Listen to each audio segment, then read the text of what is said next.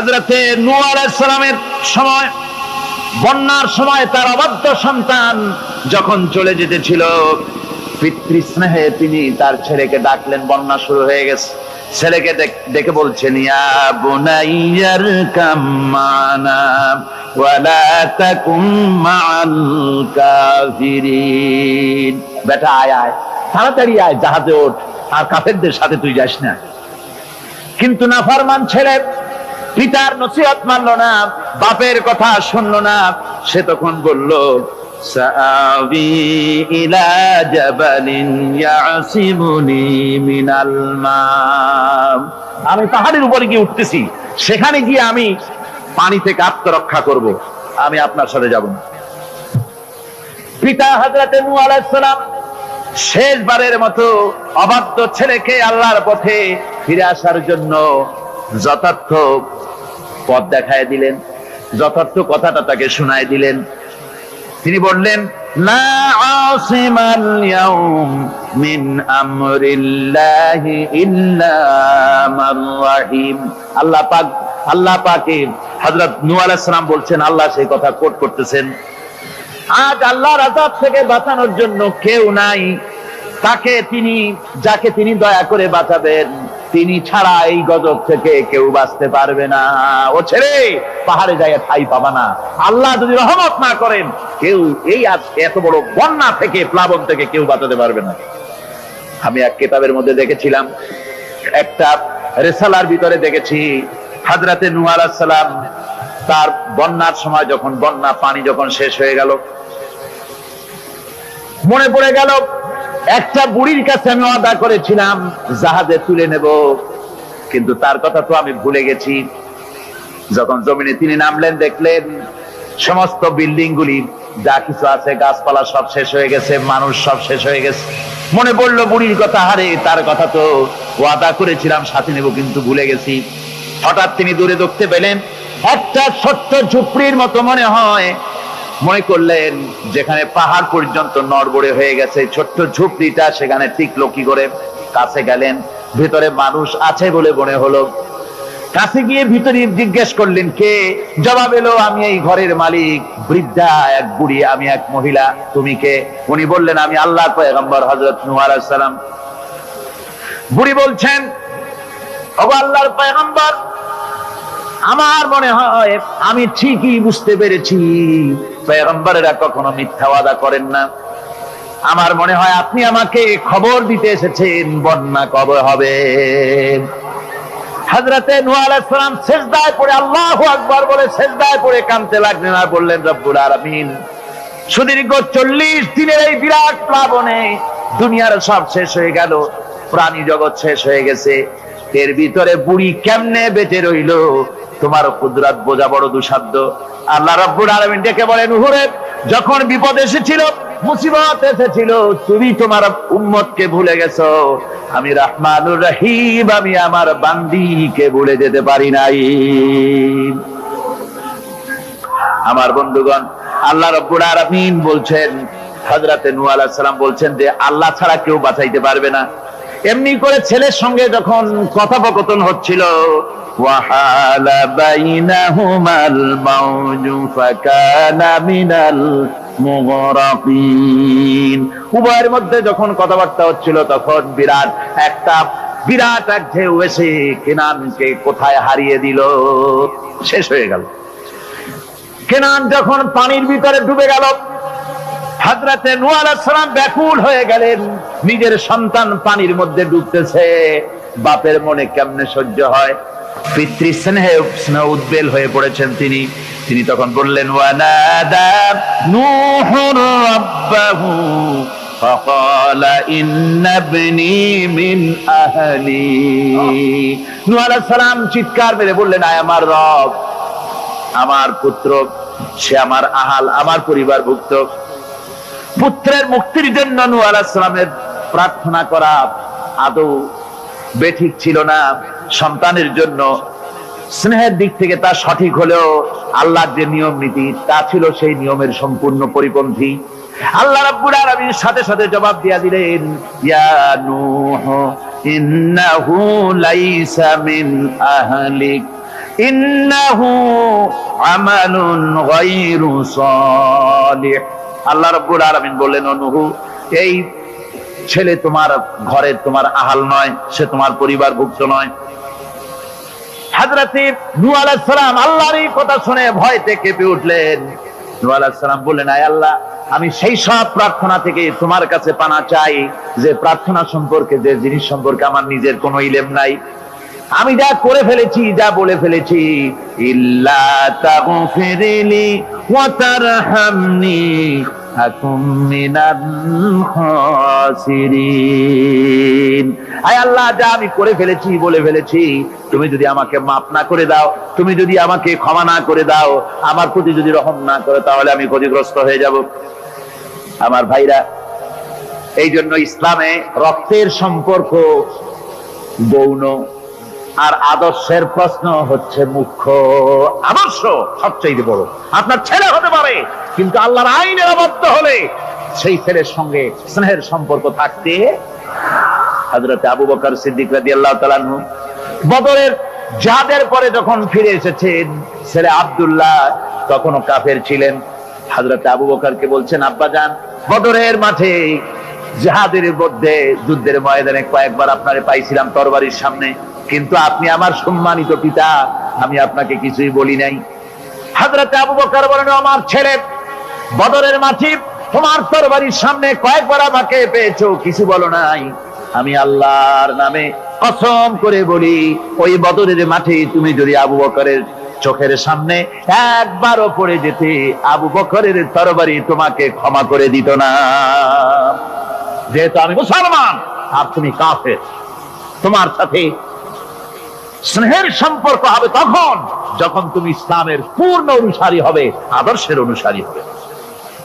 আমার ভাইরা, এই জন্য সূরা তাওবার ভিতরে আল্লাহ রাব্বুল আলামিন বলেছেন, ইয়া আইয়ুহাল্লাযীনা আমানু লা তাত্তাখিযু আবাআকুম ওয়া ইখওয়ানাকুম আউলিয়া ইন ইসতাহাব্বুল কুফরা আলাল ঈমান। ও বিশ্বাসীরা, খবরদার, তোমরা তোমাদের বাপ হোক আর ভাই হোক বন্ধু বলে গ্রহণ করবে না এমত অবস্থায় যখন তারা ইমানের চাইতে কুফরিকে বেশি ভালোবাসে। তারা বুঝতে পেরেছেন? আল্লাহ নিষেধ করছেন, খবরদার, এদেরকে বন্ধু বলে গ্রহণ করো না, বাপ হোক আর ভাই হোক। ইমানের চাইতে কুফরিকে যদি ভালোবাসে, ইসলামের চাইতে সমাজতন্ত্রকে বেশি ভালোবাসে, ইসলামের চাইতে জাতীয়তাবাদকে বেশি ভালোবাসে, ইসলামের চাইতে ধর্মনিরপেক্ষতাবাদকে বেশি ভালোবাসে, ইসলামের তুলনায় মানুষের তৈরি করা মতবাদকে ভালোবাসে, যদি তোমার বাপ হয়, যদি তোমার ছেলে হয়, যদি ভাই হয়, খবরদার, বন্ধু বলে গ্রহণ করো না। যদি তা করো, ওয়ামান ইয়াতাওয়াল্লাহুম মিনকুম ফাউলাইকা হুমুজ জালিমুন। যদি তা করো, তাহলে তোমরা এভাবে এদেরকে যদি বন্ধু বলে গ্রহণ করো, তাহলে তোমরা জালিম হবে, জালিমের অন্তর্ভুক্ত হয়ে যাবে। এখন আসল বন্ধু কারে বানাবো, সে কথা কার কাছ থেকে জানবো? আল্লাহর কাছ থেকে। কার কাছ থেকে? আল্লাহ রাব্বুল আলামিন বলেন, শোনো, আসল বন্ধুকে, আল্লাহু ওয়ালিয়্যুল্লাযীনা আমানু ইউখরিজুহুম মিনাজ-যুলুমাতি ইলান-নূর। আল্লাহ হচ্ছেন মুমিনদের বন্ধু। আল্লাহ মুমিনদের কি? আল্লাহই হচ্ছেন মুমিনদের বন্ধু। তিনি অন্ধকার থেকে মানুষগুলিকে আলোর দিকে নিয়ে আসেন। আমার ভাইয়েরা, প্রকৃতপক্ষে মানব জাতির বন্ধুর পরিচয় আল্লাহ পাক এভাবে দিয়ে দিচ্ছেন, ইন্নামা ওয়ালিয়্যুকুমুল্লাহু ওয়া রাসূলুহু ওয়াল্লাযীনা আমানু আল্লাযীনা ইউকিমুনাস সালাতা ওয়া ইউতুনাজ যাকাতা ওয়া হুম রাকিউন। প্রকৃতপক্ষে বন্ধু হবে, প্রকৃতপক্ষে বন্ধু হচ্ছেন আল্লাহ, রাসূল এবং মুমিন। আল্লাহ বলেন, আল্লাহ, রাসূল আর মুমিন, এরাই হবে বন্ধু। আর মুমিন আবার কে? মুমিনের পরিচয় আল্লাহ দিচ্ছেন, মুমিনের পরিচয় দাবি করার বিষয় না। মুমিনের পরিচয় হচ্ছে এভাবে, আল্লাযীনা ইউকিমুনাস সালাতা ওয়া ইউতুনাজ যাকাত। মুমিন হচ্ছে সেই যে নামাজকে প্রতিষ্ঠা করে আর যাকাতকে আদায় করে, আর তারা রুকুকারীও, এরাই হচ্ছে মুমিন। সুতরাং এই মুমিনদের সঙ্গে বন্ধুত্ব স্থাপন করো, মুমিন ছাড়ার কারো সাথে বন্ধুত্ব স্থাপন করো না।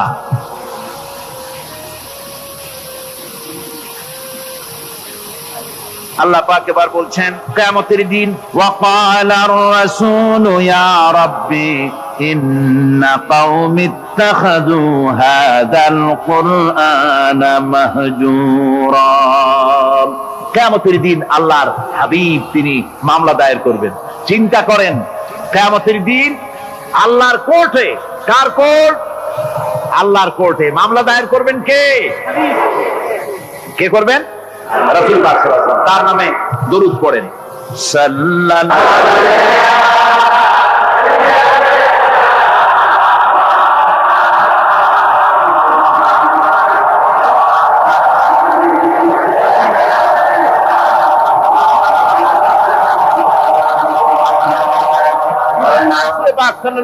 আল্লাহর দরবারে নালিশ পেশ করবেন। আমি তাড়াতাড়ি করে শেষ করছি, দাঁড়াবেন না, বন্ধ করে দেব।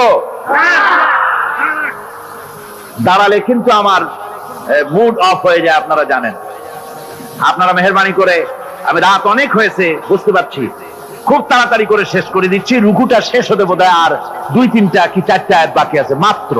ধৈর্য ধরতে পারবেন না?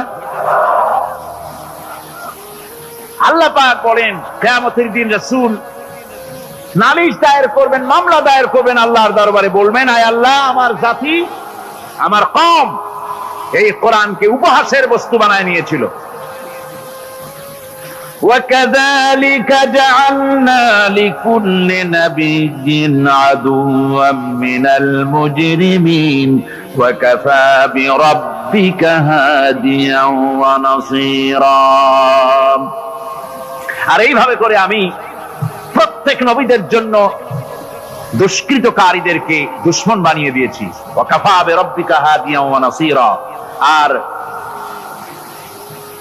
সত্য পথ প্রদর্শনের জন্য আর সাহায্য করার জন্য আমি আল্লাহ আপনার জন্য যথেষ্ট। কোরআন, এই জাতি কোরআনকে উপহাসের বস্তু বানিয়েছে। তার মানে কি? তার মানে হচ্ছে কোরআনের তেলাওয়াতকে তারা বন্ধ করেছে। কোরআনের প্রতি, কোরআন থেকে তারা দূরে সরে গিয়েছে। তারা কোরআনে কারীমকে, কোরআনের পরিবর্তে তাদের গানের আসর তাদের কাছে মজা লাগে।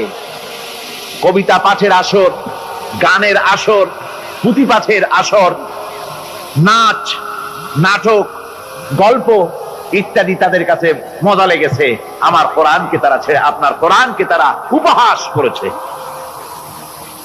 এই উপহাস করার কারণেই মুসলমানদের এই চরম অবনতি।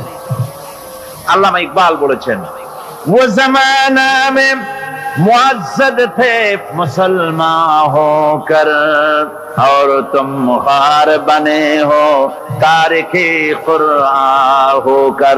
সে যুগের মানুষেরা কোরআনকে সম্মান করে দুনিয়ার বুকে মর্যাদা তারা পেয়েছিলেন। আর আজকে কোরআনকে না মেনে কোরআন থেকে দূরে সরে গিয়ে মানুষেরা আজ চরম ভাবে জিল্লতির মধ্যে পড়ে গিয়েছে। কাজী আল্লাহ রাব্বুল আলামিনের নবী কিয়ামতের দিন মামলা দায়ের করবেন, বড় মুশকিল হয়ে যাবে মুসলমানদের জন্য, বিপদে পড়ে যেতে হবে। সেজন্য রসুল যে মামলা দায়ের করবেন, ওই মামলায় যেন আমরা আসামি না হয়ে যাই, তার জন্য আমাদের দায়িত্ব হলো কোরআন পড়তে হবে, কোরআন বুঝতে হবে, আর কোরআন অনুযায়ী নিজেদের জীবনকে পরিচালিত করতে হবে। যারা এই কোরআনকে মানবে না, কোরআনের ফয়সালা অনুযায়ী জীবনের ফয়সালা করবে না, তাদের সম্পর্কে আল্লাহ পাক বলেছেন, ওয়ামান লাম ইয়াহকুম বিমা আনজালাল্লাহু ফাউলাইকা হুমুল যালিমুন।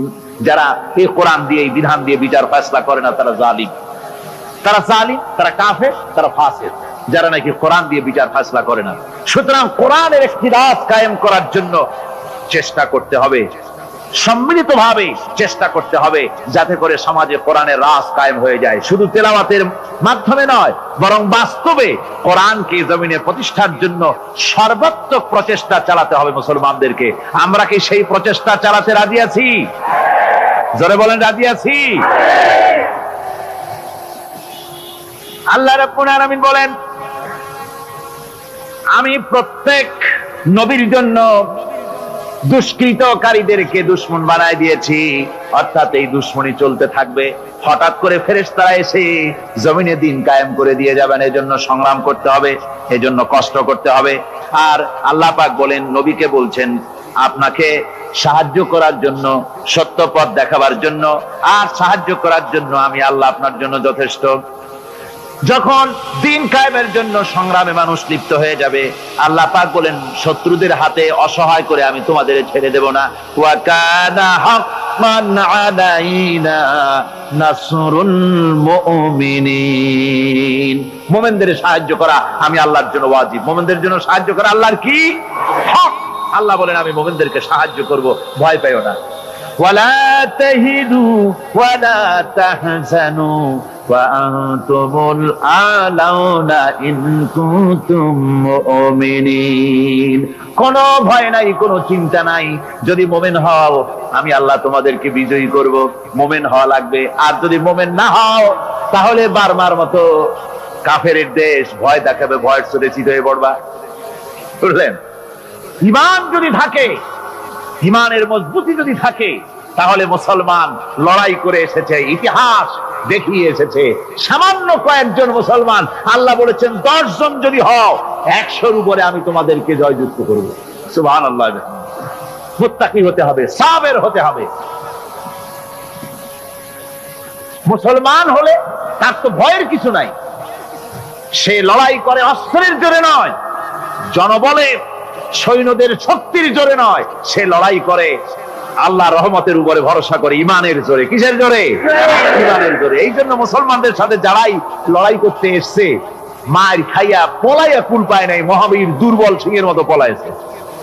তাদের তার কারণ কি? যে ওদের চিন্তা হলো যে যদি মরি তো জাহান্নাম ছাড়া পথ নাই। আর মুসলমান সে মনে করছে যদি বাঁচি তো গাছি, আর যদি মরি শহীদ হয়ে যাবো, জান্নাতে চলে যাবো। কোথায় চলে যাবো? জান্নাতে চলে যাবো।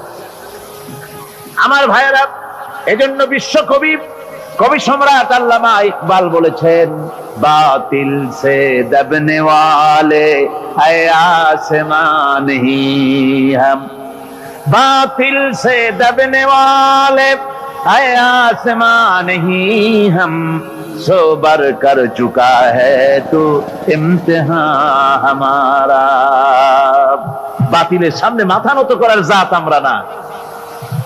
আকাশ সাক্ষী, জমিন সাক্ষী, এই পৃথিবী সাক্ষী। মুসলমানেরা কখনো, ইমানদার মুসলমানেরা কখন মাথা, কোন সময় তারা মাথা নত করে না। তারা সেই বীর জাতি। দস্ত দস্ত है दरिया भी न छोड़े हमने, दस्त दस्त है दरिया भी न छोड़े हमने, बहरे जुल्मत में दौड़ा দিয়ে ঘোড়ে हमने। আমরা সেই জাতি, প্রান্তর তো প্রান্তর। শ্রাবণের খরস্রোতা উত্তাল তরঙ্গমালা নদীর উপর থেকে ঘোড়া দাবড়িয়ে আমি নদীর অপর পারে ইসলামের পতাকা উড্ডীন করেছি, আমি সেই মুসলমান। সুতরাং আল্লাহ রাব্বুল আলামিন বলেন, ইয়া আইয়ুহাল্লাযীনা আমানু ইন তানসুরুল্লাহা ইয়ানসুরকুম। ও বিশ্বাসীরা, তোমরা যদি আল্লাহর মদদ করো, আল্লাহ তোমাদের মদদ করবেন। তোমরা আল্লাহর সাহায্য করো, আল্লাহ তোমাদের সাহায্য করবে। আল্লাহর কি সাহায্য করবেন আপনারা? আল্লাহর দান কম হয়েছে না চাউল কম হয়েছে? কি সাহায্য করবেন? আল্লাহর সাহায্য মানে ইসলামের সাহায্য। আপনি যদি ইসলামের সাহায্য করেন, আল্লাহ রাব্বুল আলামিন আপনাকে সাহায্য করবেন। আর সাহায্য এমন ভাবে করবেন, ইতিহাসে বহু কথা আছে, আমি সংক্ষেপ করে দিচ্ছি। বদরের প্রান্তরে মাত্র কয়েকজন মুসলমান, আল্লাহ পাক তাদেরকে কিভাবে জিতালেন। আল্লাহ পাকের ওই কবি বলতেছেন, ফেজায়ে বদরে পয়দা কুন ফেরেশতে তেরি নুসরত কো उतार सकते गर्दों से कतर अंदर कतर अभी। বদরের প্রান্তরে মুসলমানদের যে ঈমান ছিল, ওই ঈমান যদি তোমরা আনতে পারো, তাহলে আমি আল্লাহ রাব্বুল আলামিন কাতারে কাতারে ফেরেশতা তোমাদের জন্য অবতীর্ণ করে দিতে পারি। জোরে কোন সুবহানাল্লাহ। وقال الذين كفروا لولا نزل عليه القرآن جملة واحدة كذلك لنثبت به فؤادك ورتلناه ترتيلا। শেষ হয়ে আসছে। আল্লাহ পাক বলছেন যে কাফেরেরা তারা বলে যে এই ব্যক্তির উপরে কোরআন 100টা সপ্তাহ নাযিল হইল না কেন, সবগুলি কোরআন একসাথে নাযিল হইল না কেন 30 পারা পুরোটা, এই যে একটু একটু করে নাযিল হয় এইটা কি? তাদের ধারণা যে এটা মুহাম্মদ সাল্লাল্লাহু আলাইহি ওয়াসাল্লামের বানানো, ওই টুকটাক করে রাতের বেলায় শিখাই ঠিকাই দেয়। ওই যে প্রথম রুকুতে আমি বলেছি আল্লাহ পাকের কথা থেকে ওইরকম কেউ শিখায় দেয় সেইভাবে। আর আল্লাহর জ্ঞানে যদি আল্লাহরই হবে তাহলে তিনি তো সবটাই দিতে পারতেন, একটু একটু করে দিচ্ছেন কেন? আল্লাহ পাক জবাবে বলেন কাযালিক, এরূপ ভাবে এরকম করা হচ্ছে এই জন্যে লিনুসাব্বিতা বিহি ফুআদাকা, যাতে করে আমি আপনার মন মগজের ভিতরে এটাকে ধীরে ধীরে ভালোভাবে হৃদয়ঙ্গম করায় দিতে পারি। ওয়ারাত্তালনাহু তারতিলা, আর এইভাবে আলাদা আলাদা করে সুন্দর করে বিভিন্ন অংশে এটাকে আমি সজ্জিত করে দিয়েছি। অর্থাৎ সমস্ত শরীয়তটা কোরআনটা একসাথে যদি নাযিল হয়ে যেত, সমস্ত হুকুম আহকামগুলি দিশাহারা হয়ে যেত, মানুষ এটা পালন করা সম্ভব করছিল না। এর ব্যাখ্যা আছে, সে ব্যাখ্যা আমি দিতে পারলাম না সময়ের অভাবে। ওয়ালা ইয়াতুনাকা বিমাসালিন ইল্লা জিনাকা বিল হক ওয়া আহসানা তাফসীরা। আর এর ভিতরে একটা কল্যাণময়তাও আছে। তাহলে এই যে এই লোকগুলি আপনার কাছে আসে আর নানান কথাবার্তা বলে, নতুন নতুন কথা বলে, আশ্চর্যজনক প্রশ্ন তোলে, সুতরাং একসাথে নাযিল করে দিবি তা কি করে হতো? ওরা যখন প্রশ্ন তোলে আর বিভিন্ন কথা নিয়ে আসে, আমি সঙ্গে সঙ্গে তার জবাব দেই এবং সঠিকভাবে আমি আপনার সামনে সেই কথাগুলি বক্তব্যকে স্পষ্ট করে তাদের সামনে আমি তুলে ধরি। আল্লাযীনা ইউহশারুনা আলা বুজুহিহিম ইলা জাহান্নাম উলাইকা শাররুম মাকানাও ওয়া আযাল্লু সাবিলা। আর কিয়ামতের দিন যাদেরকে উল্টো করে জাহান্নামে ফেলানো হবে, ঠ্যাং উপরের দিকে দিয়া আর মাথা নিচের দিকে দিয়া উল্টো করিয়া জাহান্নামে ফেলানো হবে। আর এটা হবে তাদের জন্য অত্যন্ত নিকৃষ্ট জায়গা। ওয়া আযাল্লু সাবিলা, তাদের পথ ছিল চূড়ান্তভাবে ভ্রান্ত। এই উল্টা করে ফেলাবে কাদেরকে? যারা নাকি কোরআনের আয়াতগুলিকে উল্টা উল্টা অর্থ করেছে। কথা বুঝতে পেরেছেন? কোরআন শরীফকে বিকৃত করেছে, মানুষকে বিভ্রান্ত করেছে, কোরআনের আয়াতগুলি নিয়ে উল্টা উল্টা অর্থ করেছে। কিয়ামতের দিন এদেরকে উল্টা করিয়া জাহান্নামের মধ্যে নিক্ষেপ করা হবে। দেখেন না, আজকে উল্টা অর্থ করা হচ্ছে ধর্ম নিরপেক্ষতার সপক্ষে। কয়েছে কোরআন শরীফে আছে ধর্ম নিরপেক্ষতা করতে হবে বলে, কোথায় আছে? কয় লাকুম দীনুকুম ওয়ালিয়া দীন। এখন স্লোগান দেওয়ার সময় নাই তো। এখন বিষয়টা হচ্ছে এই উল্টা কথা তারা বলতো বলতো যে লাকুম দীনুকুম ওয়ালিয়া দীন। এখন আপনারা বলেন লাকুম দীনুকুম ওয়ালিয়া দীন এটা কোন সূরা? সূরা কাফিরুন। এখানে কি? এখানে বিষয়টা হচ্ছে কাফেরেরা বলছিল যে হে মুহাম্মদ সাল্লাল্লাহু আলাইহি সাল্লাম, আসো ধর্মের ব্যাপারে আমরা কিছুদিন তুমি আমাদের এই মূর্তিগুলা পূজা করো, আর আমরা কিছুদিন তোমার হারাম শরীফের মধ্যে যাইয়া মসজিদে হারামে গিয়ে কিছু সময় তোমাদের নামাজ পড়ে দিয়ে আসবো না। অর্থাৎ ধর্মটা আমরা 50-50 ভাগাভাগি করে নেই। আল্লাহ রাব্বুল আলামিন তার জবাবে বললেন, নবী ওদের শোনায় দেন, লাকুম দীনুকুম ওয়ালিয়া দীন। পড়েন সবাই, লাকুম দীনুকুম ওয়ালিয়া দীন। তোমাদের ধর্ম তোমাদের জন্য, আমাদের ধর্ম আমাদের জন্য। এটা তো পক্ষের কথা। এখানে নিরপেক্ষ আছে নাকি কোথাও? নিরপেক্ষ আছে? এখানে নিরপেক্ষর কথা নাই। আমার ভাইরা, ধর্ম নিরপেক্ষ মতবাদ কোন মানুষের মতবাদ নয়। মুসলমান তো দূরের কথা, কোন মানুষের মতবাদ এটা নয়। মানুষ একমাত্র নাস্তিক ধর্ম নিরপেক্ষ হতে পারে। মানুষ কেমনে ধর্ম নিরপেক্ষ হবে? যারা হিন্দু তাকে ধর্মের পক্ষেই থাকতে হবে নাকি? হিন্দু দেশে ধর্মের কোন দিকে থাকবে? পক্ষে। মুসলমান ধর্মের কোন দিকে? খ্রিস্টান ধর্মের কোন দিকে? ধর্মের ব্যাপারে নিরপেক্ষতার মানে কি? নিরপেক্ষ হলো মাঝখানের পথ। আপনি রাস্তা দিয়ে যান, Chittagong to Dhaka highway, motorway, এই মোটরওয়ে দিয়ে যাওয়ার সময় হয় লেফটিস্ট হন না হয় রাইটিস্ট হন, হয় ডান দিক দিয়ে যান না হয় বাম দিক দিয়ে যান। আপনি যদি কোন যে আমি বামপন্থীও না আমি ডানপন্থীও না, আমি নিরপেক্ষ মাঝখানে দাঁড়ায় থাকবো। ঢাকা চট্টগ্রামের রাস্তার মাঝখানে যদি দাঁড়ায় থাকেন তাহলে আপনার এই নিরপেক্ষতার স্বাদ মিটায় দেবে ট্রাক বাবাজি। এক ধাক্কা মারিয়া রাস্তার সাথে জনমের মতো ধর্ম নিরপেক্ষতার স্বাদ মিটায় দেবে। অনুরূপ ভাবে ইসলাম ভালো লাগে ইসলামের পক্ষে আসেন, ইসলাম ভালো না লাগে বাড়েই যান। হিন্দু ধর্ম ভালো লাগে থাকেন হিন্দু ধর্মে, পছন্দ না হয় চলে যান। ধর্মের হয় পক্ষে আসেন না হয় বিপক্ষে চলে যান। ধর্মের ব্যাপারে নিরপেক্ষ হয়ে দাঁড়ায় থাকবেন রাস্তার মাঝখানের মতো, শয়তানে এক লাথি মেরে জাহান্নামে ফেলে দেবে। সুতরাং ধর্ম নিরপেক্ষ মতবাদ কোন মানুষের মতবাদ নয়, এর দ্বারা মানুষের ধর্মের নিরাপত্তা দেওয়া যায় না। যায় যদি তা যেত তাহলে ভারতে দিতে পারতো না। বাংলাদেশের ধর্ম নিরপেক্ষতাবাদের ওস্তাদ কারা? ভারত। ওই ভারতের থেকেই এখানে আমদানি হয়েছে তাদের মহব্বতের লোকেদের মাধ্যমে, ঠিক কিনা? সুতরাং ধর্ম নিরপেক্ষ মতবাদ যে দেশ থেকে আসছে সে দেশে কি ধর্ম নিরপেক্ষতাবাদ দিয়ে সে দেশের জনগণ বিভিন্ন ধর্মের লোকেরা শান্তিতে আছে? জোরে বলেন আছে? নাই। হরিজনেরা নানান নির্যাতনের মধ্যে আছে, মুসলমান সংখ্যালঘুরা চরম নির্যাতনে আছে, ঠিক কিনা কর? চরম নির্যাতনে মুসলমানদেরকে হত্যা করা হচ্ছে, মুসলমান মারা হচ্ছে, মুসলমানদের মসজিদকে ধ্বংস করা হচ্ছে। এ পর্যন্ত 500-এর উপরে মসজিদকে তারা মন্দির বানাইছে, বাবরি মসজিদকে তারা রামের জন্মস্থান বানাইছে, আবার শুনতে পাচ্ছি দিল্লি শাহী মসজিদকে তারা কৃষ্ণের জন্মস্থান বানাইছে। এই হলো ধর্ম নিরপেক্ষ মতবাদ।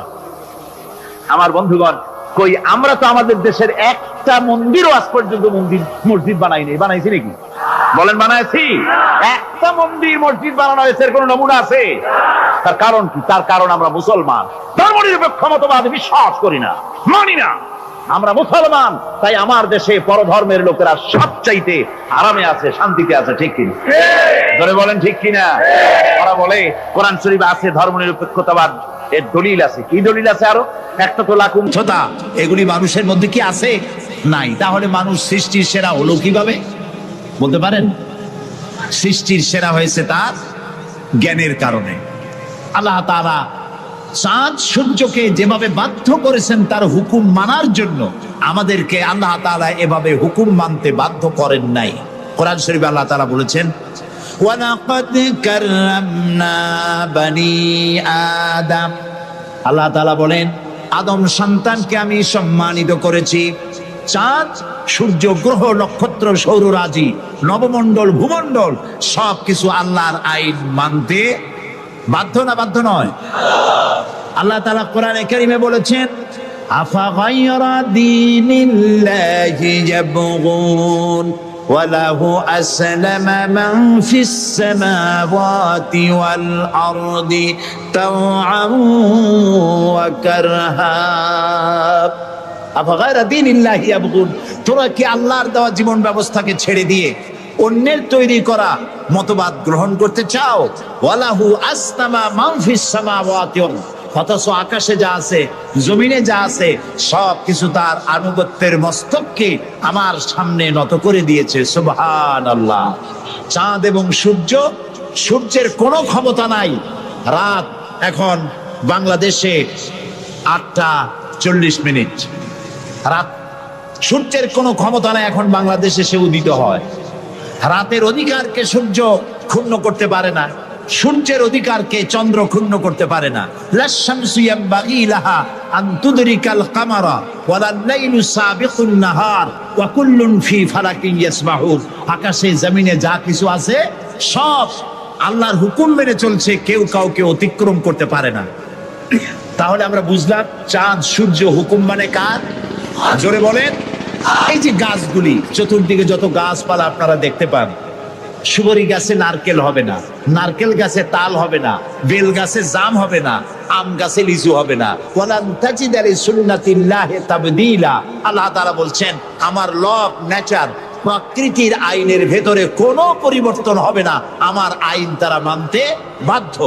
কেবলমাত্র মানুষ, কেবলমাত্র মানুষ। আমি তোমাদেরকে সম্মানিত করেছি, সেই জন্য আমি তোমাকে আইন মানতে বাধ্য করি নাই। কোরআন শরীফে আল্লাহ পাক বলছেন, ইচ্ছে করলে কুফরি করতে পারো, ইচ্ছে করলে ঈমান আনতে পারো, ইচ্ছে করলে মুমিন হতে পারো, ইচ্ছা করলে কুফরিও করতে পারো। এটা তোমার ইচ্ছার উপরে ছেড়ে দিয়েছে। কারণ কাত্তাবাইয়ানার রুশদু মিনাল গাই, হক আর বাতিল দুইটাকে আমি আলাদা করে দেখিয়ে দিয়েছি। আসহাবুল ইয়ামিন আসহাবুশ শিমাল, ডানপন্থী আর বামপন্থী দুইটা দল আমি দেখাই দিয়েছি। ডান দিকে, আর এটা বোঝার জন্য বিবেক দিয়েছি। কি দিয়েছি বলেন? বিবেক। বিবেক আছে আমাদের? আছে কিনা? বিবেক দিয়েছি বোঝার জন্য। ডান দিকে যারা যাবে, এই ডান দিকের নেতৃত্ব দিবে নবীরা, আর নবীরা ডানপন্থীদেরকে সাথে নিয়ে চলে যাবে কোথায়? আল্লাহর জান্নাতে। আর যারা বামপন্থী, তাদের নেতৃত্ব দেবে শয়তান। কে দেবে নেতৃত্ব? আমি বুঝি না মুসলমানেরা কেমনে বামপন্থী হয়। আমাদের দেশে কিছু মুসলমান আছে নামধারী, নাম মুসলমানের, কিন্তু নিজেদের পরিচয় দেয় তারা বামপন্থী। আছেন এরকম? এই সমস্ত বামপন্থীদের নেতৃত্ব দিবে শয়তান, আর এদেরকে নিয়ে শয়তান তাদেরকে নিয়ে যাবে কোথায়? যা আল্লাহ তাআলা বলছেন কাদ তাবায়্যানার রুশদু মিনাল গাই, হক এবং বাতিলকে আলাদা করে আমি ভাগ করে দুটি পথকে দেখিয়ে দিয়েছি। এখন তোমার ইচ্ছা আমার উপর ঈমান আনতেও পারো, আর যদি ইচ্ছা হয় আমার সাথে কুহুরিও করতে পারো। যেহেতু তুমি গাছ না, সূর্য না, চন্দ্র না, তুমি মানুষ, আমি তোমাকে সম্মান দিয়েছি, সেজন্য তোমার এখতিয়ারে ছেড়ে দিয়েছি, বিবেকও দিয়েছি। এই বিবেক দিয়ে তুমি বুঝতে পারবা পথ কোনটা। আল্লাহ বলছেন আমার দায়িত্ব হলো ওয়া আলাল্লাহি কাসদুস সাবিল, সোজা রাস্তা বলে দেওয়ার দায়িত্ব আমার। সুবহানাল্লাহ। আমি বলে দিয়েছি সোজা রাস্তা কোনটি। আল্লাহ তাআলা বলেন সূরা ইব্রাহিমের মধ্যে আলিফ লাম রা কিতাবুন আনজালনাহু ইলাইকা লিতুখরিজান নাসা মিনাজ যুলুমাতি ইলান নূর। আল্লাহ তাআলা বলেন হে নবী, আমি আপনার উপর একখানা কিতাব অবতীর্ণ করলাম। এটা একটি কিতাব নাজিল করলাম এই জন্য লিতুখরিজান নাসা মিনাজ যুলুমাতি ইলান নূর, যাতে করে আপনি মানব মণ্ডলীকে অন্ধকার সমূহ থেকে আলোর দিকে নিয়ে আসতে পারেন। লক্ষ্য করুন কথা আল্লাহ, আমি কার কথা শোনাচ্ছি? অন্ধকার সমূহ থেকে আলোর দিকে নিয়ে আসতে পারেন। ওলামারা যারা আলেম তারা বুঝবেন, কোরআন শরীফে আল্লাহ তাআলা অন্ধকারের কথা যত জায়গায় বলেছেন বহু বচনে বলেছেন, এক বচনে বলেন নাই। আর আলোর কথা যখন বলেছেন তখন এক বচনে বলেছেন, বহু বচনে বলেন নাই। নূরের বহু বচন হলো আনোয়ার, এই শব্দটি কোরআন শরীফের মধ্যে নাই। আল্লাহ এখানে কি বলছেন? আমি আপনার উপরে কিতাব অবতীর্ণ করলাম এই জন্য যাতে করে আপনি মানব মণ্ডলীকে অন্ধকার সমূহ থেকে আলোর দিকে আনতে পারেন। অন্ধকার সমূহ কি? অন্ধকার সমূহ হচ্ছে মানব রচিত যত মতবাদ, এ সবগুলো কি বলেন সবাই? অন্ধকার। আর ইসলাম হলো আলো। অন্ধকারের অনেক রূপ হয়, আলোর রূপ হয় মাত্র, বলেন কয়টা হয়? দেখুন, অঙ্ক যেদিন পরীক্ষা হয়, ম্যাট্রিক হোক আর দাখিল পরীক্ষা হোক, অঙ্কের যে পরীক্ষাটা যেদিন হয় সেদিন অঙ্ক পরীক্ষা দিতে গিয়ে যাদের অঙ্ক ভুল হয় তাদের ফলাফল একরকম হয় না বহু রকম হয়? ভুল যা হয় কয় রকম হয়, আর অঙ্ক যাদের রাইট হয় তাদের কয় রকম হয়? একরকম। তাহলে এর দ্বারা কি বোঝা যায়? সত্যের রূপ একটা আর ভুলের রূপ অনেকগুলো। এই জন্য আলোর রূপ একটা, অন্ধকারের রূপ অনেক। যেমন বিদ্যুতের আলো, কেরোসিনের আলো, হেজাকের আলো, চাঁদের আলো, সূর্যের আলো, যত রকমের আলো আছে সব আলোর রূপ একটাই, কিন্তু অন্ধকারের রূপ বিভিন্নতর। সবে কাজেবের এক রকমের অন্ধকার, অমাবস্যার আর এক রকমের অন্ধকার, রাতের আধারের আর এক রকম অন্ধকার, মেঘাচ্ছন্ন হওয়ার আর এক রকম অন্ধকার, কুয়াশাচ্ছন্ন হওয়ার আর এক রকম অন্ধকার, দরজা জানালা ভেন্টিলেটর সব বন্ধ করে দেওয়ার আর এক রকমের অন্ধকার। অন্ধকারের রূপ অনেক আর আলোর রূপ একটা। আল্লাহ বলছেন কোরআন এই জন্য নাজিল করেছি লিতুখরিজান নাসা মিনাজ যুলুমাতি ইলান নূর, মানুষের তৈরি করা যত মতবাদ সব অন্ধকার, আর ইসলাম হচ্ছে আলো। আল ইসলাম নূর, ইসলাম হচ্ছে আলো। আলোর রূপ একটা। আলোর রূপ কয়টা? আল্লাহ তাআলা বলছেন ওয়া আলাল্লাহি কাসদুস সাবিল, আমি সোজা রাস্তা বলে দেব, যেখানে আছে অসংখ্য বাঁকা পথ সেই সোজা রাস্তার নাম কি বলতে পারবেন? মাশাআল্লাহ, আপনারা সবাই বলতে পেরেছেন। সেই ইসলাম, সেই পথের নাম ইসলাম। এই ইসলামের পথ প্রদর্শক ছিলেন আল্লাহর নবীরা। দুনিয়ায় যত নবী আল্লাহ পাঠিয়েছেন সমস্ত নবীরা হচ্ছেন ইসলামের পথ প্রদর্শক। কিন্তু বইপত্রে অনেক সময় একটা কথা ভুল লেখে, তারা লেখে মুহাম্মদ সাল্লাল্লাহু আলাইহি ওয়াসাল্লাম ইসলাম ধর্মের প্রবর্তক। এটি একটি ভুল কথা। প্রবর্তক অর্থাৎ যিনি শুরু করেন, যিনি যে জিনিসটা চালু করেন তিনি ওইটার প্রবর্তক হন। ইসলামের প্রবর্তক হচ্ছেন আল্লাহ তাআলা, আর সমস্ত নবীরা হচ্ছেন প্রচারক, আর সর্বশ্রেষ্ঠ প্রচারক হচ্ছেন মুহাম্মাদুর রাসূলুল্লাহ সাল্লাল্লাহু আলাইহি ওয়াসাল্লাম। আল্লাহ রাব্বুল আলামিন তাকে পৃথিবীতে পাঠালেন ইসলাম প্রচার, প্রসার, প্রতিষ্ঠা এই কাজের জন্য। আল্লাহ তাআলা তাকে পাঠালেন এবং তাকে সর্বাধিক মর্যাদা দিলেন। এত বড় মর্যাদা আল্লাহ তাআলা পৃথিবীতে আর কারো দেন নাই। সুবহানাল্লাহ। কোরআনে কারীমের মধ্যে আমরা দেখতে পাই আল্লাহ রাব্বুল আলামিন যখনই কোন নবীকে ডাকার দরকার বোধ করেছেন তিনি নাম ধরে ধরে রেখেছেন। তিনি বলেছেন ইয়া আদম, ইয়া জাকারিয়া, ইয়া ইব্রাহিম, ইয়া ঈসা, ইয়া মূসা। গোটা কোরআন শরীফ তন্ন তন্ন করে যদি তালাশ করা যায় কোরআন শরীফের ভিতরে কোথাও ইয়া মুহাম্মদ এই শব্দটি, এই বাক্যটি কোথাও পাওয়া যাবে না। আল্লাহ তাআলা তার রাসূলকে মুহাম্মদ সাল্লাল্লাহু আলাইহি সাল্লামকে কোরআনে কারীমে কোথাও নাম ধরে ডাকেন নাই। কেন ডাকেন নাই? তাকে মর্যাদা দিয়েছেন। সুবহানাল্লাহ বলে।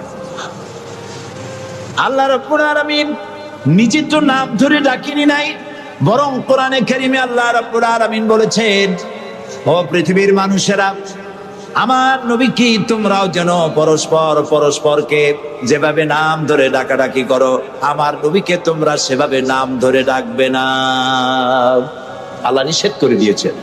কোরআনে কারীমের মধ্যে আল্লাহ তাআলা তাকে নাম ধরে ডাকেন নাই এবং তার মর্যাদা সমস্ত নবীদের চাইতে বেশি দিয়েছেন। পৃথিবীতে যত নবী এলেন সমস্ত নবীরা এসেছেন যার যার এলাকার উপরে ভিত্তি করে, ভাষার উপরে ভিত্তি করে, গোত্রের উপরে ভিত্তি করে।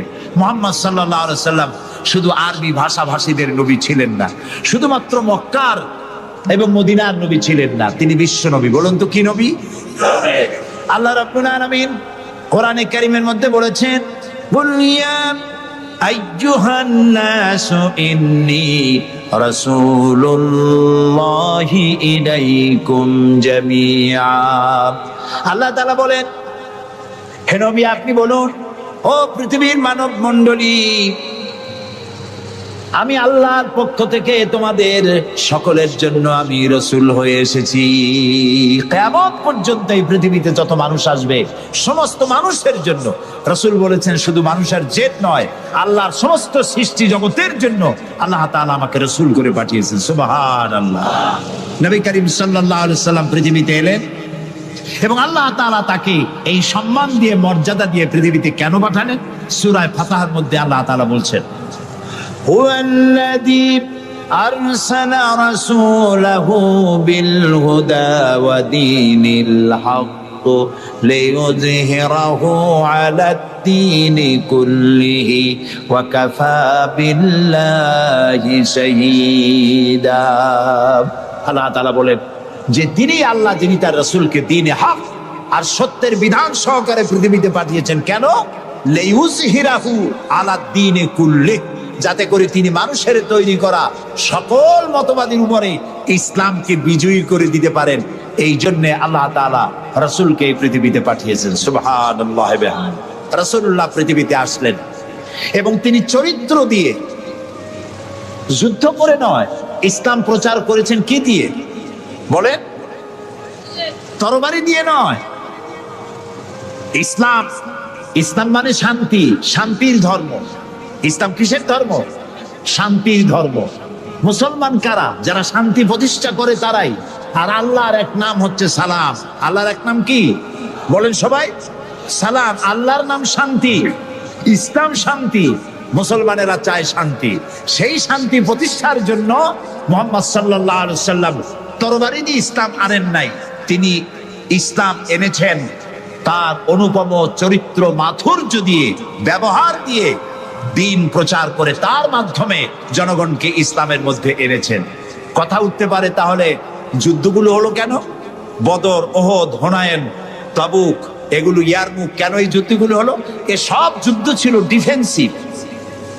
পৃথিবীর কোন ঐতিহাসিক কোন ব্যক্তি বলতে পারবে না যে মুহাম্মদ সাল্লাল্লাহু আলাইহি সাল্লাম সর্বপ্রথম আক্রমণকারী হয়েছেন কোন যুদ্ধে। বলতে পারবে কেউ?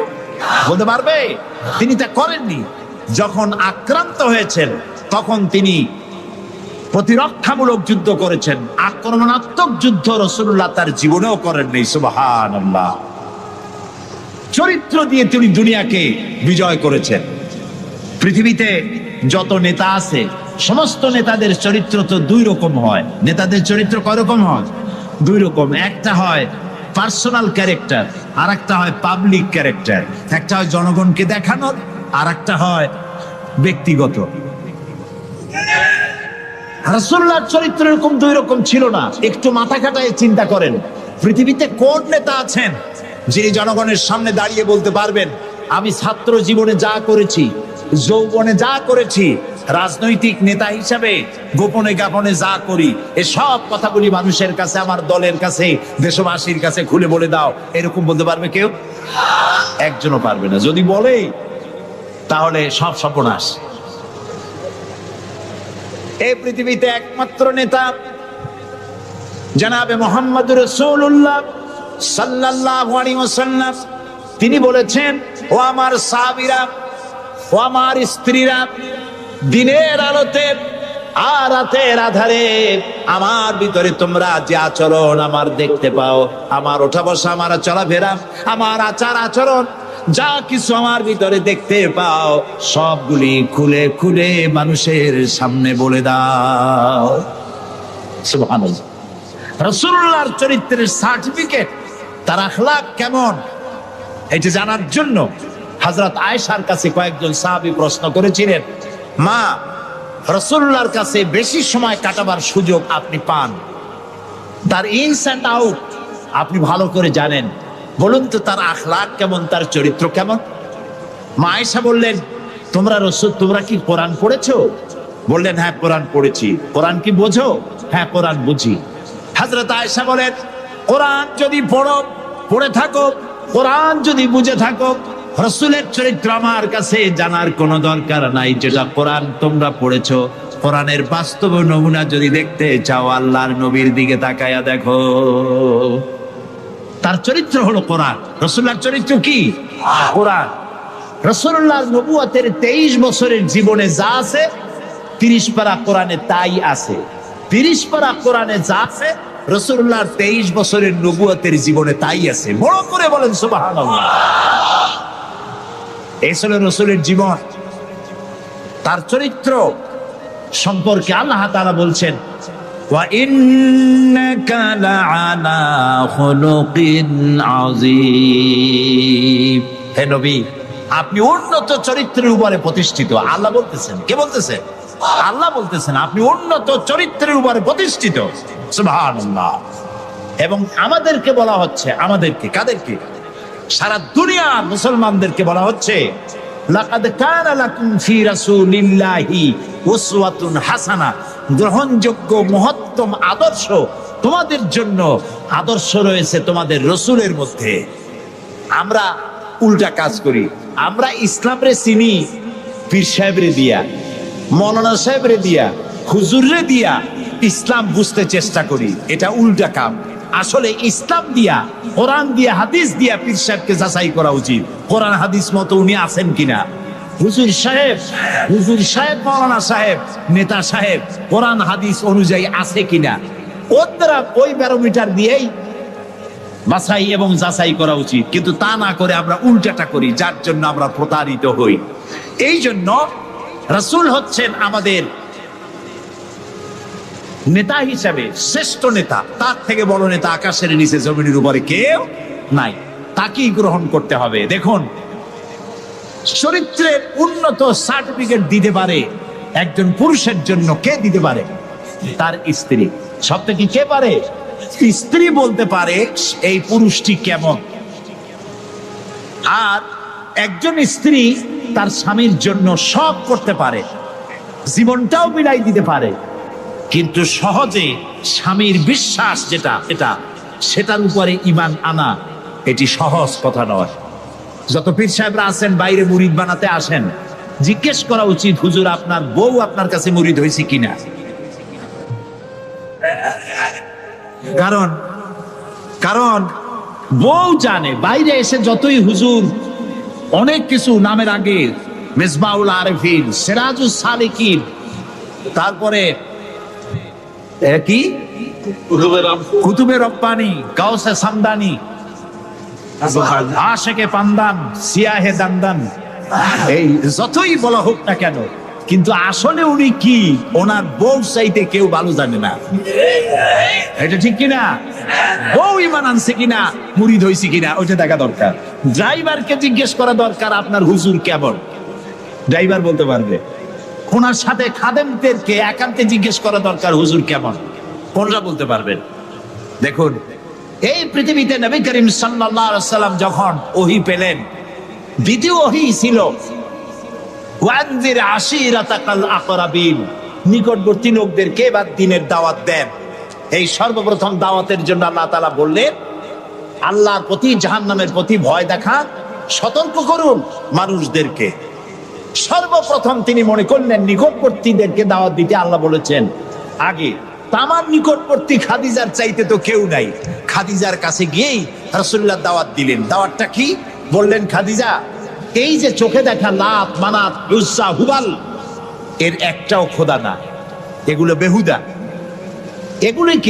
এগুলা কিছু বানাইতে পারে না, কেউ সাহায্য করতে পারে না, এমনকি নিজেকেও বিপদ থেকে রক্ষা করার কোনো শক্তি ওদের নাই। এক অদেখা আল্লাহ আছেন, যিনি ছাড়া কোনো ইলাহ নাই। তোমাকে আমাকে তিনিই সৃষ্টি করেছেন, তাকে আল্লাহ হিসাবে মানো, যারা দেখা যায় না। আর আমি সেই আল্লাহর শেষ নবী, আমাকে নবী হিসাবে মানো। কত বড় কঠিন কথা, কত বড় কঠিন কথা। প্রিয় ভাই সব, পর্দার আড়ালের মা বোনেরা লক্ষ্য করুন, হযরত খাদিজাতুল কুবরা রাদিয়াল্লাহু তাআলা আনহা 40 বছরের বয়সের সময় মুহাম্মদ সাল্লাল্লাহু আলাইহি সাল্লামকে বিয়ে করেছিলেন। তখন তার বয়স 25 বছর। আর আজ 40 বছর বয়সে নবীজি নবুয়ত পেয়েছেন। 15টি বছর সময় পেয়েছেন রাসূলকে কাছে থেকে দেখার। হযরতে খাদিজা যখনই দ্বীনের দাওয়াত পেলেন, অদেখা আল্লাহকে বিশ্বাস করতে হবে, মুহাম্মদ সাল্লাল্লাহু আলাইহি সাল্লামের নবুয়ত মানতে হবে, এই প্রশ্ন যখন সামনে এলো, হযরতে খাদিজা কোনো প্রশ্ন তোলেন নাই, এক মুহূর্ত দেরিও করেন নাই। কাইফা তাকফুরুনা বিল্লাহি ওয়া কুনতুম আমওয়াতান ফাহিয়াকুম সুম্মা ইউমীতুকুম সুম্মা ইউহয়ীকুম সুম্মা ইলাইহি তুরজাউন। হে মানুষ, তোমরা কিভাবে কুফরি করো, অস্বীকার করো, আল্লাহর সাথে নাফরমানি করো? কিভাবে করো? যে আল্লাহ তোমাকে, তুমি ছিলে মৃত্যু, তোমাকে আল্লাহ পাক জিন্দা করেছেন, এই জিন্দা থেকে আবার মৃত্যু করবেন, আবার মৃত্যু থেকে তোমাদেরকে জিন্দা করবেন, আবার সেই আল্লাহর কাছে তোমাদেরকে ফিরে আসতে হবে। সুতরাং মানুষ জন্মের পূর্বে সব মৃত্যু ছিল, একথা তো আজ বিজ্ঞান সম্মত কথা, বৈজ্ঞানিক সত্য কথা। মানুষ জন্মের আগে মৃত্যু ছিল। কিভাবে? মানুষের উৎপত্তি থেকে এলো, কোরআনে কারীম তা পরিষ্কার করে বলছে তোমাকে কিভাবে সৃষ্টি করেছে। তুমি দেখো, সন্তান মায়ের জরায়ুতে আসার পূর্বে সে ছিল পিতার শুক্রকীট আর মায়ের ডিম্বাণু, অর্থাৎ স্পার্মটোজন এবং ওভাম, এই দুটি জিনিসের মধ্যে সে বিভক্ত ছিল। মায়ের বক্ষপিঞ্জর এবং পিতার পৃষ্ঠদেশ থেকে সবেগে নির্গত এক ফোঁটা পানি দিয়ে আমি আল্লাহ পাক তোমাকে সৃষ্টি করেছি। কোরআনে কারীম বলছে, হাল আতা আলাল ইনসানি হিনুম মিনাদ দাহরি লাম ইয়াকুন শাইআম মাযকুরা। মানুষের জীবনে কি এমন এক সময় এসেছিল না যখন সে উল্লেখযোগ্য বিষয় বস্তু হিসাবে পরিগণিত ছিল না? তোমার নাম ছিল না, পরিচয় ছিল না, কিছুই ছিল না, দুনিয়ার কেউ তোমাকে জানতো না, শুনতো না। আমি আল্লাহ পাক তোমাকে সৃষ্টি করেছি। তুমি কোত্থেকে এলে? কোরআনে কারীম থেকে তা জেনে নাও। আল্লাহ রাব্বুল আলামিন বলেন, ইন্না খালাকনাকুম মিন তুরাবিন সুম্মা মিন নুতফাতিন সুম্মা মিন আলাকাতিন সুম্মা মিন মুদগা। আমি রব্বুল আলামিন তোমাকে সৃষ্টি করেছি মাটির উপাদান দিয়ে তৈরি করলাম।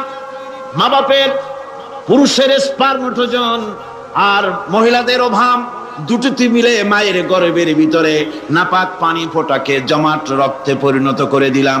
এই জমাট রক্তকে গোশত বানালাম, কচি কচি হাড় দিয়ে একটা বডি, একটা স্ট্রাকচার তৈরি করলাম। তারপরে ফাকাসাউনাল ইযামা লাহমা, গোশত দিয়ে, রক দিয়ে, চামড়া দিয়ে সুন্দর করে ছাউনি দিয়া মায়ের গর্ভের ভিতরে আমি আল্লাহ রব্বুল আলামিন তোমাকে বানাইছি।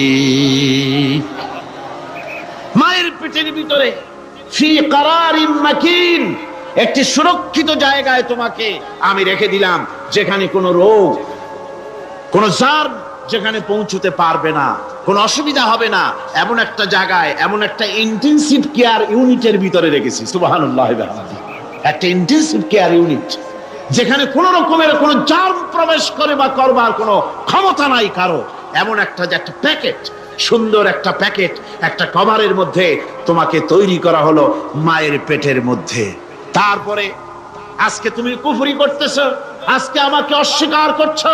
ওই গর্ভের ভেতরে আমি ইচ্ছে করলে রক্তের পিণ্ডের আকারে মায়ের গর্ভ থেকে আবর্ষণ করে দিতে পারতাম, দুনিয়ার মুখ দেখতে পারতে না। মায়ের পেটের ভেতর থেকে মরা সন্তান হিসাবে বের করে দিতে পারতাম, বিকলাঙ্গ করে বের করে দিতে পারতাম, পঙ্গু করে বের করতে পারতাম, পারতেন না? আল্লাহ রাব্বুল আলামিন বলেন কেমনে বানালাম? খলাকাল ইনসান, মানুষ আমি সৃষ্টি করেছি মায়ের পেটের ভিতরে বসে। যখন ক্ষুধার উদ্রেক হলো, রুহু যখন এসে গেল, ক্ষুধা লাগলো, খাবারের প্রয়োজন হলো, আমি কেমনে খাওয়ালাম? দুনিয়ার কোনো মা বাপ, কোনো নেতা, কোনো ডাক্তার, কোন চিকিৎসা বিজ্ঞানী মায়ের পেটের সন্তানের খাবার সরবরাহ করতে পারে না। আল্লাহ পাক বলেন তুমি কি খাবে? ব্যবস্থা আমি করেছি। মায়ের মাসিক অসুখকে বন্ধ করে দিয়ে মায়ের নাভির সঙ্গে তোমার নাভির সাথে তার লাগাইয়া দিয়েছি, আর ওই তারের মাধ্যমে রক্ত বের করে দিয়া মায়ের রক্ত দিয়ে তিল তিল করে তোমারে বড় করেছি। রক্তটা মুখে লাগাই নাই, মুখে লাগলে পরে নাপাক রক্ত, মুখটা নাপাক হয়ে যাবে। নাভির ভিতর দিয়ে পাস করে দিলাম, মুখটাকে পবিত্র রেখে দিলাম, যাতে করে দুনিয়ায় আসার পর আমার পবিত্র বানানো মুখখানা দিয়া এই দুনিয়ায় বসে তোমার আল্লাহর পবিত্র নামের জিকির করতে পারো। এমন সুন্দর করে মায়ের পিঠের ভিতরে তৈরি করলাম, হাত দিলাম, পা দিলাম, সুন্দর করে বানালাম, এমন নিখুঁত করে বানালাম, তাকায়া দেখো নিজের দিকে, সুন্দর করে বানালাম। এরপরে কি করলাম? সুম্মা নুখরিজুকুম তিফলা, বাচ্চার আকারে মায়ের পেট থেকে আস্তে করে বের করে নিয়ে আসলাম। সুবহানাল্লাহ বিহামদিহি, আস্তে করে মায়ের পেট থেকে নিয়ে এসেছি পৃথিবীর বুকে। পৃথিবীতে যখন আসলে তখন তোমার অবস্থাটা কি ছিল? ক্ষুধার যন্ত্রণায় যদি মরেও যেতে, কান্দা ছাড়া ভাষা নাই। ভাষা আছে? কোন হুঁশ ছিল আমাদের? কোন জ্ঞান ছিল? আল্লাহ রাব্বুল আলামিন বলেন আল্লাহু আখরাজাকুম মিন বুতুনি উম্মাহাতিকুম লা তা'লামুনা শাইআ, মায়ের গর্ভ থেকে এমন অবস্থায় বের করে এনেছি যখন তোমার কোনো হুঁশ নাই, জ্ঞান নাই, কথা বলতে পারো না, পায়খানার ভিতরে পড়ে থাকো, ট্যাটা করে কান্দা ছাড়া পথ নাই, পানির পিপাসায় গলা শুকায় যায়, কান্দা ছাড়া পথ নাই, মনের তোমার মুখের কোনো ভাষা নাই কান্না ছাড়া। আমি তোমার এমন আল্লাহ, আমি তোমার এমন স্রষ্টা, আমি তোমার এমন রব, তোমার ভাষা নাই বলে মায়ের কলিজার ভেতরে আমি তোমার প্রতি এক দুর্বিনীত মহব্বত পয়দা করে দিয়েছি। তোমার কান্না তোমার মায়ের বুকের মধ্যে শেল বিঁধে যায়। তুমি যখন কাঁদো, কান্নার আওয়াজ যখন মায়ের কানে চলে যায়, হাজারো কাজ ফেলে মা দৌড়াইয়া বাচ্চারে কোলে নেয়। কি খাবে কেউ তৈরি করে না। আল্লাহ রাব্বুল আলামিন বলে, বান্দারে দুনিয়ায় আসার আগে তুমি কি খাবে, খাবারের বন্দোবস্ত আমি আল্লাহ করেছি। আমি এমন স্রষ্টা, তুমি দুনিয়া আসার 6 মাস আগে তোমার মায়ের বুকের ওপরে তোমার খাদ্য গরম করে আমি আল্লাহ রিজার্ভ করে রেখে দিয়েছি। সেই খাদ্য শুধু খাদ্য নয়, রোগের প্রতিষেধক, এটা ওষুধ। আজ বিজ্ঞানীরা, চিকিৎসা বিজ্ঞানীরা বলছেন মায়ের দুধ সন্তানের খাদ্যের, মায়ের দুধের চাইতে কোনো বিকল্প কিছুই নাই। সন্তান পৃথিবীতে এলে মায়ের প্রথম দুধটা, গ্রামে গঞ্জে অশিক্ষিত এলাকায় প্রথম দুধটা ফেলে দেয়, এটাকে মনে করে এটা খারাপ, এটা খাওয়াতে নাই, তাহলে ধনুষ্টঙ্কার হবে, হাবিজাবি কথা বলে। আল্লাহ দুধ বানাইছে এই বাচ্চার ধনুষ্টঙ্কার হওয়ার জন্য। মায়ের ওই প্রথম দুধটা হচ্ছে সন্তানের জন্য সমস্ত রোগের প্রতিষেধক।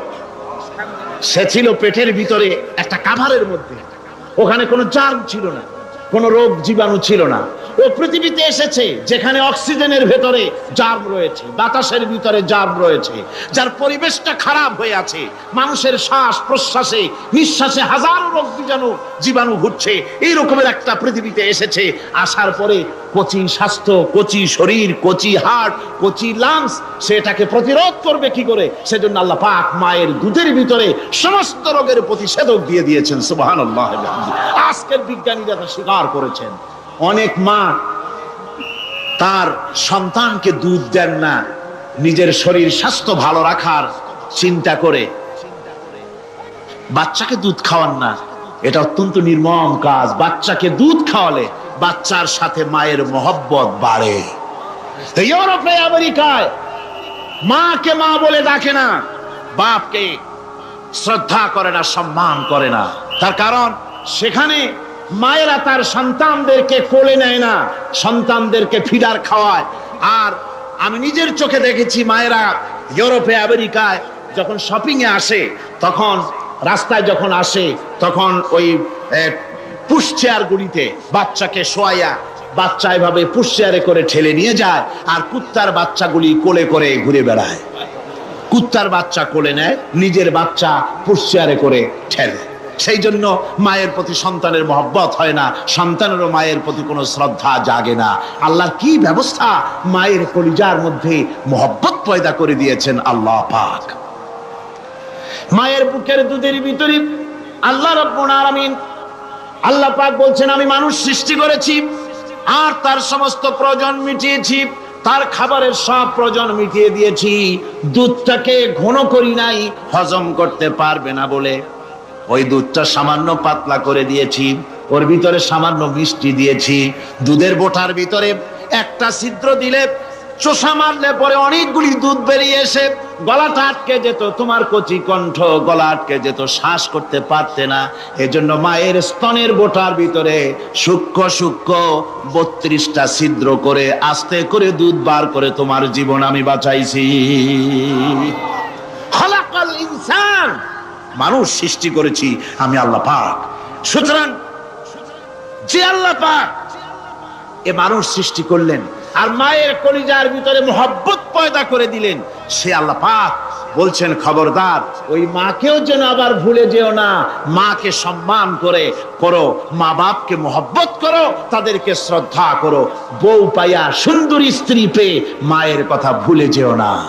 অনেক সাহেব আছে মায়ের কথা ভুলে যায়, স্ত্রীর কথা অনুযায়ী মায়ের উপর অত্যাচার করে, এরকমও বহুত আছে। আল্লাহ পাক বলছেন, শোনো, وَقَضَى رَبُّكَ أَلَّا تَعْبُدُوا إِلَّا إِيَّاهُ وَبِالْوَالِدَيْنِ إِحْسَانًا। তোমার প্রভুর পক্ষ থেকে ফয়সালা হয়েছে, চূড়ান্ত সিদ্ধান্ত হয়ে গিয়েছে, আমি আল্লাহর ইবাদতের পর তোমার মা বাপের ইহসান করবে, খেদমত করবে, তাদের জন্য উপকার করবে, তাদেরকে ভালোবাসবে। আল্লাহ রাব্বুল আলামিন বলেন, মা বাবার সঙ্গে কেমনে কথা বলবে, তাদের সাথে কিভাবে আচরণ করবে, আল্লাহ তাও শিখিয়ে দিয়েছেন। আল্লাহ পাক বলেন, ওয়ালা তাকুল লাহুমা ওয়া কুল লাহুমা কাওলান কারীমা। মা বাবার সাথে সম্মানজনক কথা বলো, ফাকুল লাহুমা কাওলান কারীমা, সম্মানজনক কথা বলো, মাথায় ঝাঁকি দিয়ে রাগ করে চোখ মোটা করে কথা বলো না। তুমি সন্তান, তোমার জন্য সবচাইতে বড় পীর তোমার আব্বা তোমার আম্মা, ঠিক কিনা কন? ছেলের জন্য, মেয়ের জন্য, সন্তানের জন্য সবচাইতে বড় পীর কে? বাপ মা। এটা ভালো করে মনে রাখতে হবে। আপনার মাওলানা সাহেবদের দোয়া, পীর সাহেবদের দোয়া কবুল হতেও পারে, নাও হতে পারে, 50-50 সম্ভাবনাও আছে, আবার সম্ভাবনা নাই। কিন্তু মা বাবার দোয়া কবুল হবে 100% সিউরিটি রয়েছে। রাসূলুল্লাহ বলেছেন 3 জনের দোয়া কবুল হবে, মুস্তাজাবুদ দাওয়াত। কয়জনের দোয়া কবুল হবে?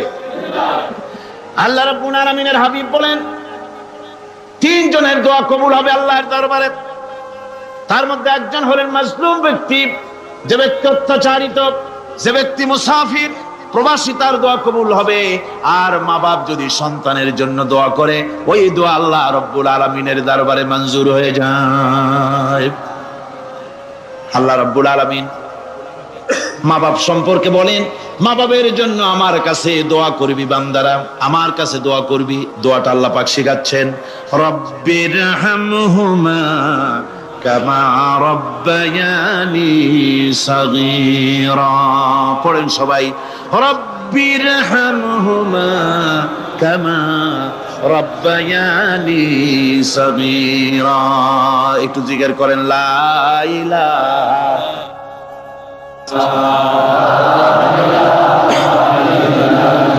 লা ইলাহা ইল্লাল্লাহ, লা ইলাহা ইল্লাল্লাহ, লা ইলাহা ইল্লাল্লাহ, লা ইলাহা ইল্লাল্লাহু মুহাম্মাদুর রাসূলুল্লাহ।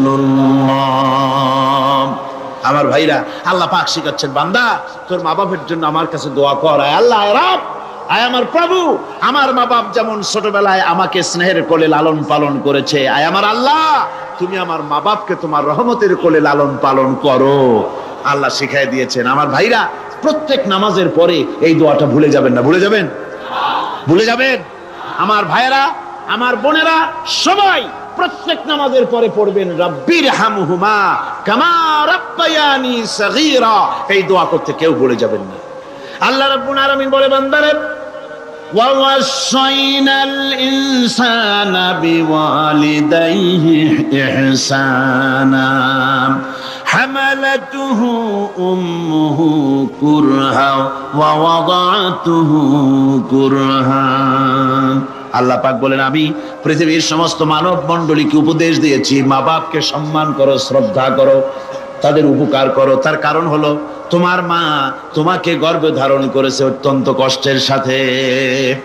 আল্লাহ বলতেছেন, মা তোমাকে গর্ভ ধারণ করেছে অত্যন্ত কষ্টের সাথে, এরপরে তোমাকে ডেলিভারি করেছেন অত্যন্ত কষ্টের সাথে, তোমাকে ডেলিভারি করেছেন। গভীর রাত্রে মানুষ সব ঘুমায় যায়, গর্ভবতী মা ঘুমাতে পারে না, সন্তান পেটের ভিতরে হাঁটু দিয়া গুতা মেরেছে, পা দিয়া লাথি মেরেছে। মা চরম শীতের রাত্রে, প্রচন্ড শীতের রাতে গায়ের লেপটা সরায় দিয়া মা একবার দাঁড়ায়, আর একবার বসে, একবার দেওয়ালের সাথে হেলান দিয়া দাঁড়ায়, কষ্ট করে রাতটারে কাটায় দেয়। আবার সারাদিন সংসারের জন্য কাজ করেছেন, রান্না বান্না করেছেন, মা সকলকে খাওয়াইয়া মা শেষের দিকে খেতে গেছেন। যখন নিজে খেতে গেলেন, খাবারের ক্ষুধা নিয়ে, পেট ক্ষুধা নিয়ে খেতে বসেছেন, পেটের ভিতরে সন্তান লাথি মেরেছে, পেটের মধ্যে ঘুষা মেরেছে, হাঁটু দিয়া গুতা মেরেছে, ভরা পেটে, পেটের ভিতরে সন্তান গুতা মারলো হাঁটু দিয়া, মাথা দিয়া। মা ক্ষুধা রয়েছে, পেটে খেতে পারলেন না, বেদনা শুরু হয়েছে। খাবারের থালাটা ঠেলে দিয়ে মা দাঁড়ালেন, বসলেন, চোখের পানি ফেললেন। এভাবে করে মা একটা দুইটা দিন নয়, 10টি মাস পর্যন্ত সন্তানটাকে পেটের মধ্যে নিয়ে, একটা জীবিত মানুষ আর একটা জীবিত সন্তান পেটের মধ্যে নিয়ে নড়াচড়া করছেন, চলাফেরা করছেন। কিতাবের মধ্যে এসেছে রাতের বেলায় মা যে ঘুমাতে পারেন না সন্তানের নড়াচড়ার কারণে, রাতভর ইবাদত করলে যত সওয়াব পাওয়া যেত আল্লাহ ওই সওয়াব মায়ের আমলনামায় লিখে দেন। সন্তান পেটে থাকার কারণে খেতে পারে না, পেট ভরে ক্ষুধায় কষ্ট পায় মা, এই জন্যে 10 মাস ধরে রোজা রাখলে যে সওয়াব হতো আল্লাহ রাব্বুল আলামিন মায়ের আমলনামায় রোজার সওয়াব লিখে দেন। 10 মাস পুরে গেল, সন্তান ডেলিভারির সময় চলে এলো, মায়ের মন বিমর্ষ, সন্তান ডেলিভারি হবে, না জানি মরে যায় নাকি, না জানি অপারেশন লাগে নাকি, কি অবস্থা হবে। মা খেতে পারে না, মুখটা শুকায়া যায়। ডেলিভারির সময় যখন আসে, মা বাবার কাছ থেকে বিদায় নিয়ে যায়, স্বামীকে একান্তে গোপনে ডেকে নিয়ে বলে, প্রাণের স্বামী, দীর্ঘদিন একসঙ্গে ঘর কন্যা করেছি, অপরাধ হয়ে যেতে পারে, আমারে মাফ করে দিও। আমার মনে হয় এবার আমি আর বাঁচবো না। সংসার থাকলো, চাবি থাকলো, সব বুঝে নাও, আমারে মাফ করে দিও। মা চলে গেল সতিকা গৃহে, ক্লিনিকে চলে গেল, অপারেশন থিয়েটারে চলে গেল, অথবা ডেলিভারির জায়গায় চলে গেল। ডেলিভারি পেইন শুরু হয়ে গেল, বেদনা শুরু হয়ে গেল। এক একটা বেদনা যেন মায়ের এক একটা মৃত্যু যন্ত্রণা শুরু হয়ে যায়। এমন যন্ত্রণা, প্রসব বেদনা দুনিয়ার ভুক্তভোগী মা ছাড়া আর কেউ জানে না। এই চরম বেদনার ভেতর দিয়ে, চরম কষ্টের ভিতরে মা যখন একটা বাচ্চা প্রসব করলো, জিহাদের ময়দানের মতো মা রক্তাক্ত হয়ে গেলেন, সন্তান দুনিয়ায় এলো। মা তখন অস্থির থাকেন। এত বড় বিরাট কষ্টের ভিতরে আল্লাহ রাব্বুল আলামিন বলেন, সন্তান যখন ডেলিভারি হয়ে গেল, মায়ের মনের ভিতরে আমি তখন এই ফিলিংস, এই টেন্ডেন্সি জাগ্রত করে দিই, দেখ কি হয়েছে। মা তখন দেখতে চায় কি হয়েছে। মায়ের সামনে যখন এত কষ্টের, হৃদয় রিংড়ানো, কলিজার 32টি নাড়ি ছেঁড়া যন্ত্রণার সন্তান যখন মায়ের চোখের সামনে আসে, আল্লাহ পাক বলেন, মা যখন তার ছেলের মুখের দিকে তাকায়, মেয়ের মুখের দিকে তাকায়, আল্লাহ বলেন 10 মাসের পেটে ধরা কষ্ট আর ডেলিভারির সব কষ্ট মায়ের মন থেকে মুছে ফেলে দেই। আল্লাহ রাব্বুল আলামিন বলেন, খবরদার দুনিয়ার মানুষ, এমন মায়ের সাথে নাফরমানি করবি না, এ মায়ের সাথে নাফরমানি করবি না, মাকে সম্মান করবি, মার কাছে দোয়া চাবি। দুনিয়ায় যদি সম্মান চাও, রিজেক্ট চাও, মায়ের পায়ে ধরে কাঁদো। মায়ের জাতি অনেক সম্মান তার। রাসূল করিম সাল্লাল্লাহু আলাইহি ওয়াসাল্লামকে প্রশ্ন করা হয়েছে, হুজুর খেদমত করব কার? হুজুর কয় মায়ের। তারপরে কার? হুজুর কয় মায়ের। তারপরে কার? হুজুর বলেন মায়ের। তারপরে কার? তোমার পিতার। 3 গুণ। তোর মায়ের মর্যাদা 3 গুণ বেশি, তোর বাবার চাইতে মর্যাদা বেশি। সুবহানাল্লাহ পড়ে। আর আজকে ইসলামের শত্রুরা তারা বলে যে ইসলাম নারীর অধিকার আদায় করে নাই। নারীর অধিকার ইসলাম দেয় নাই তো কে দিয়েছে? আমার বন্ধুগণ, বিশ্বনবী জনাব মুহাম্মদ রাসূলুল্লাহ সাল্লাল্লাহু আলাইহি ওয়াসাল্লাম মসজিদে নববীর ভিতরে বসে আছেন। এক বৃদ্ধা মহিলা মসজিদের মধ্যে প্রবেশ করলেন।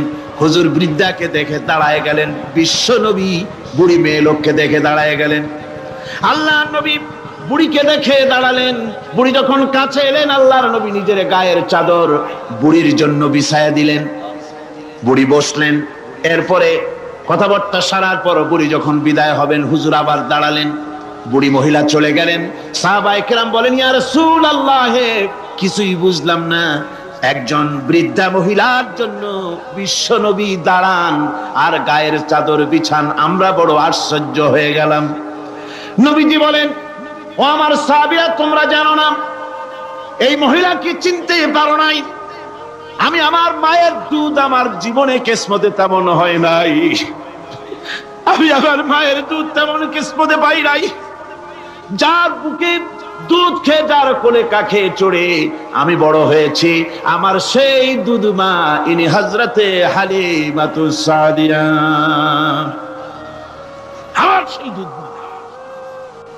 রাসূলুল্লাহ নিজে সম্মান দিয়েছেন মায়ের।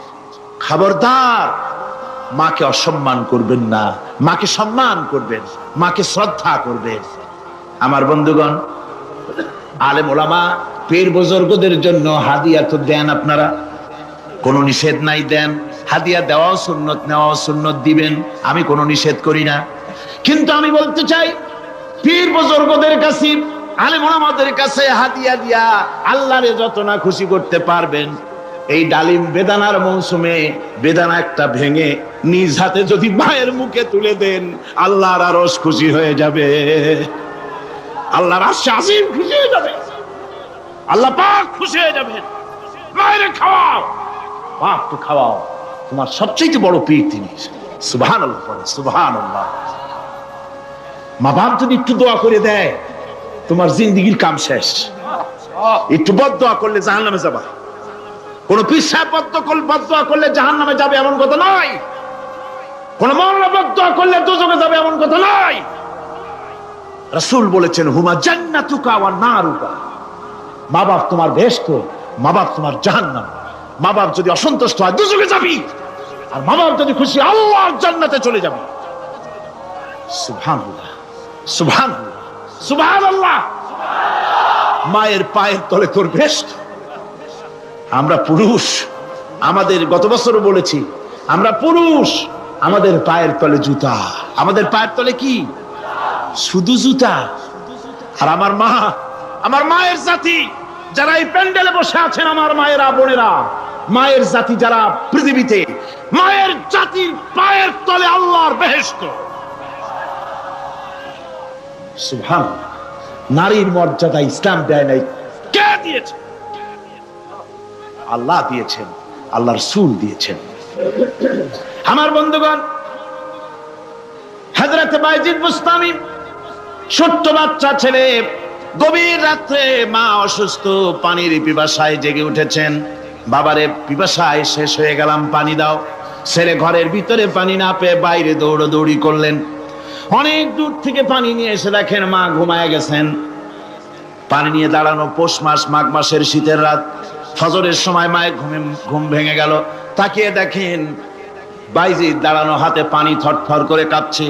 জিজ্ঞাসা করে, বাইজিদ তুমি দাঁড়ানো কেন? ছোট্ট বাচ্চা বলে, মা পানি চেয়েছিলে তুমি গভীর রাত্রে, পানি ঘরে ছিল না, অনেক দূর থেকে আনতে হয়েছে। মা বলছে, ঘুমাও নাই কেন গ্লাস থুইয়া? বাচ্চা বলে, ঘুমাই নাই। তুমি যদি আবার পানি চাও, সময় মতো যদি দিতে না পারি, মা তোমার কষ্ট হবে। এই জন্য ফজর পর্যন্ত আমি দাঁড়ায় আছি, কখন তুমি পানি চাও। মা হাতের থেকে পানি নিয়ে পান করলেন। বাইজিদকে বিছানার উপরে আরাম করে কম্বল দিয়ে ঘুম পড়াইয়া দিলেন। হযরত বাইজিদের মা উযু করে ফজরের নামাজ পড়ে সিজদায় চলে গেলেন। চিৎকার মেরে কেঁদে বলেন, আমার রব, আমার আল্লাহ, আমি আমার বাইজিদের মা, আমি মা হয়ে বাইজিদের জন্য দোয়া করি। বাইজিদ আমার জন্য আজকে যা করেছে, আমি মা, আমার কলিজা ঠান্ডা হয়ে গেছে। হায় আল্লাহ, আমি বাইজিদের জন্য দোয়া করি, তুমি তাকে সুলতানুল আরিফিন বানাইয়া দিও। মঞ্জুর হয়ে গেল আল্লাহ পাকের কাছে দোয়া। আমার ভাইরা, আল্লাহ পাক বলছেন, খবরদার, আমার ইবাদতের পরে মা বাপ, আল্লাহর ইবাদতের পরে কারা? মা বাপকে সম্মান করো, শ্রদ্ধা করো, মোহাব্বত করো, কিসমত খুলে যাবে, কিসমত খুলে যাবে। মা বাপকে সম্মান করো। হযরত আবু হুরায়রা রাদিয়াল্লাহু তাআলা আনহু রাসূলের সামনে এসে কাঁদতেছেন। হুজুর বলছেন, আবু হুরায়রা কাঁদো কেন? কাঁদো কেন? রাতের বেলা কাঁদো কেন? হযরত আবু হুরায়রা বলছেন, হুজুর আমাকে মা মেরেছেন। হুজুর বলছেন, মা মারলো কেন?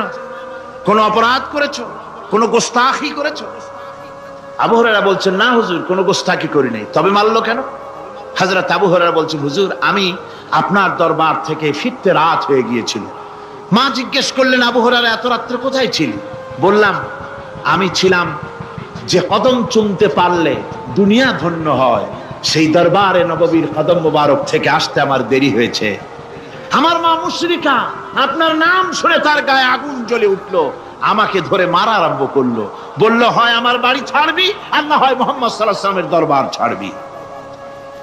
আমি বললাম, আমার মা, তুমি বুড়ি মানুষ, তোমার গায়ে যত শক্তি আছে সমস্ত শক্তি দিয়ে আমারে পিটাও, আমারে মারো।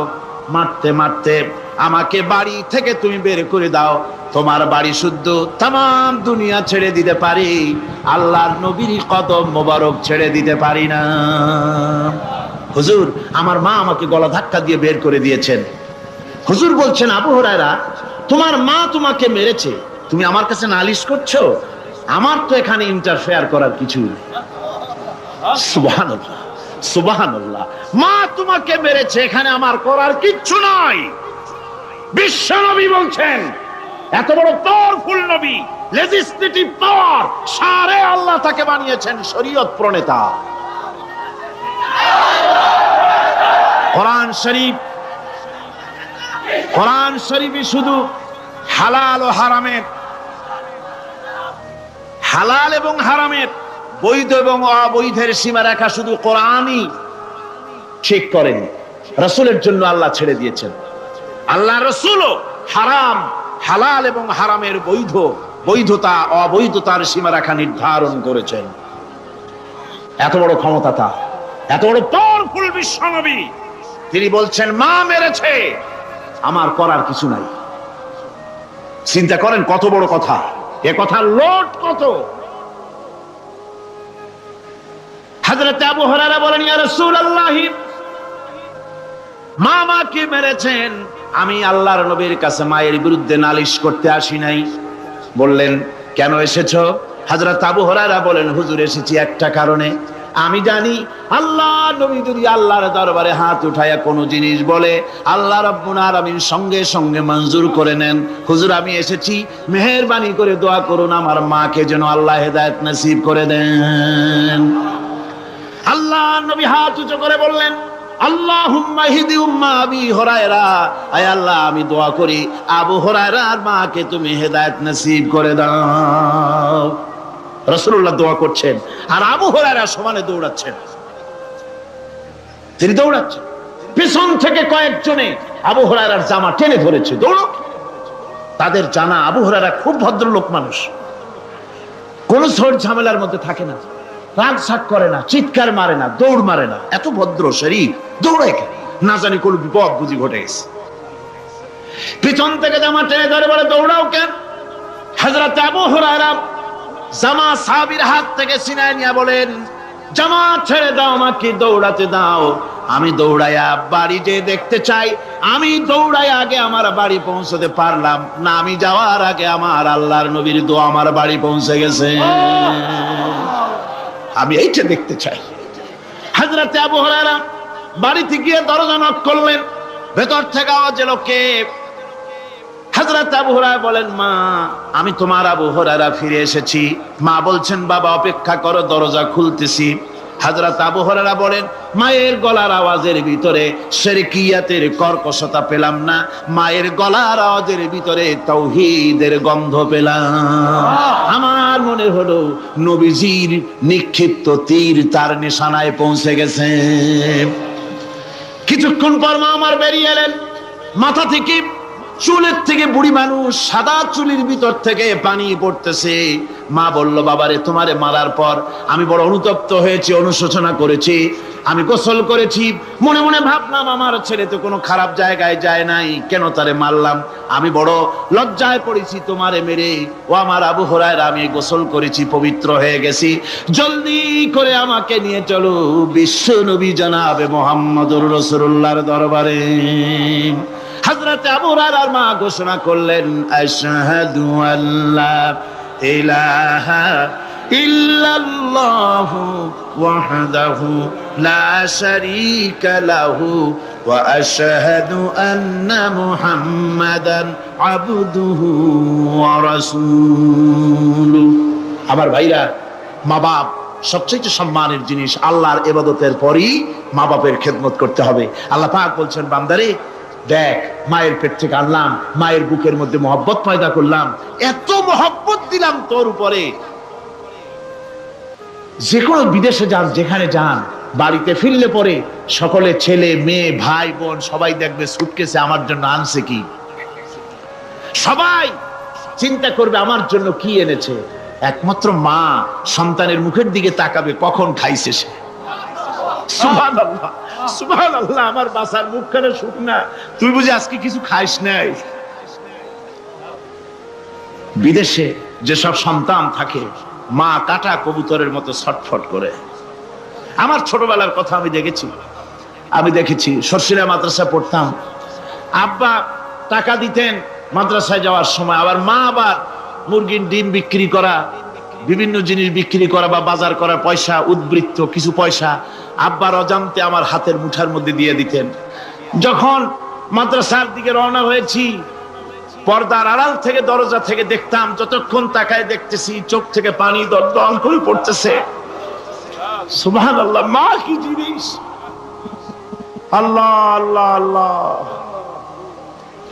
বিদেশে যদি কারো সন্তান মারা যায়, সবাই জানার আগে কবি বলতেছেন, বিদেশে বিরাজ্যে যার পুত্র মারা যায়, পশু পক্ষী না জানিতে আগে জানে মায়। মায়ের কই যার তারে টান লেগে যায়, মা বুঝতে পারে আমার সন্তানটা নাই। আহারে মা! আমার বন্ধুগণ, মা যার বেঁচে আছে বেয়াদবি করেছেন, পাও ধরে মাপ নিয়ে নেবেন, পাও ধরে মাপ নিয়ে নেবেন। মা তো পাও ধরে দেখবেন মাফ করে দিবে। সুবহানাল্লাহ, সুবহানাল্লাহ। কত দরদ তার বুকের মধ্যে। আর মা বাপকে সম্মান করবে। যাক, এই বিষয়ের উপরে আমি আর যেতে চাই না। শুধু আমি আপনাদের বললাম, এই বিশাল জনতাকে বললাম, সবচাইতে বড় পীর আপনার জন্য আপনার মা বাপ। সবচাইতে বড় পীর কে? মা বাপ। সন্তুষ্ট করেন, রুজিতে অভাব ঘটবে না। কোন মাজারে গিয়ে সেজদা দেওয়া লাগবে না, আল্লাহর কসম। মাজারে যাই চাওয়া লাগবে না। মা বাপকে খেদমত করেন, মা বাপকে খুশি করেন, মা বাপকে খাওয়ান, হাদিয়া দেন। মা বাপ খুশি, রুজিতে বরকত হবে, ব্যবসায় বরকত হবে, ঋণগ্রস্ত থাকবেন না, সম্মান আল্লাহ বাড়ায় দিবেন। সুবহানাল্লাহ বিহামদি, রাসূলুল্লাহর হাদিস। এই জন্য আমি অনুরোধ করব, মা বাপকে সম্মান করবে। বিশাল আকাশের মালিক, আমাদের হায়াতের মালিক, আমাদের মওতের মালিক, আমাদের সুখ দুঃখের মালিক, আমাদের মনিব, আমাদের রব, সর্বস্রষ্টা, সর্বশ্রেষ্ঠ মালিক মহান আল্লাহ রাব্বুল আলামিনের সামনে মাথা নিচু করে একান্ত গোলামের মতো, ভিক্ষুকের মতো, কাঙ্গালের মতো জীবনের সব দুঃখ দুর্দশা আল্লাহর কাছে বলবো। আমরা আমাদের গুনার কথা বলবো, আল্লাহর কাছে মাপ চাইবো। আল্লাহুম্মা আমিন। রব্বানা ظلمنا أنفسنا وإن لم تغفر لنا وترحمنا لنكونن من الخاسرين ربنا ظلمنا أنفسنا وإن لم تغفر لنا وترحمنا لنكونن من الخاسرين ربنا لا تزغ قلوبنا بعد إذ هديتنا وهب لنا من لدنك رحمة إنك أنت الوهاب رب العالمين আমাদের গুনার দিকে নজর করো না, আমাদের গুনার দিকে তাকায়ো না। আমরা এত গুনাহ করেছি, সেদিকে তাকালে হয়তো রহমত করতে ইচ্ছে করবে না। আয় আল্লাহ, আমাদের গুনার দিকে তাকায়ো না, আমাদের চোখের দিকে তাকাও, আর আমাদের মুখের কাকুতি মিনতির দিকে তাকায়া আমাদের জিন্দেগির গুনাহ আল্লাহ মাফ করে দাও। রব্বুল আলামিন, এই 5 দিন তাফসীর করতে গিয়ে যদি কোনো ভুল আমি করে থাকি, আয় আল্লাহ, আমি মানুষ, ইলম কালাম নাই, আমি যদি কোনো ভুল করে থাকি, আল্লাহ তুমি দয়া করে আমাকে মাফ করে দাও। কোনো ভুল কথা যদি বলে থাকি, তোমার বান্দাদের স্মৃতি থেকে তা মিটাইয়া দাও। আয় আল্লাহ, হক কথা যা বলেছি, কোরআনের কথা, হাদিসের কথা, তিলাওয়াত যা হয়েছে, জিকির আজকার হয়েছে, আল্লাহ এতে তুমি খুশি হয়ে যে সওয়াবটুকুন দিবে, আল্লাহ দয়া করে সওয়াবটুকুন সরওয়ারে কায়নাত, আশরাফুল আম্বিয়া, সাইয়্যিদুল মুরসালিন, রাহমাতুল লিল আলামিন জনাবে মুহাম্মদুর রাসূলুল্লাহ সাল্লাল্লাহু আলাইহি ওয়াসাল্লামের রূহ মুবারকে পৌঁছায়া দাও। রব্বুল আলামিন, तमाम পৃথিবীর মাটির নিচে যত মুমিনাত শুয়ে আছে, আল্লাহ তাদের আরো আর পরে সওয়াব পৌঁছায়া দাও। রব্বুল আলামিন, আমরা বড় গুনাহগার। এই মুহূর্তে মনে পড়ে গেল আমাদের আব্বাজানের কথা, আমাদের মার কথা মনে পড়ে গেল। আল্লাহ, আয় আল্লাহ, আমাদের আব্বাজান যারা কবরে চলে গেছে, আমাদের জন্য কত কষ্ট করেছেন। আল্লাহ, বাপজানের কবরটাকে বেহেশত বানাইয়া দাও। রব্বুল আলামিন, আব্বার কথা কি বলা যায়? আমাদের মানুষ করার জন্য কত কষ্ট করেছেন, কত মিথ্যা মামলা করেছেন, কত বাড়ি ঘর করে গেছেন আমাদের জন্য।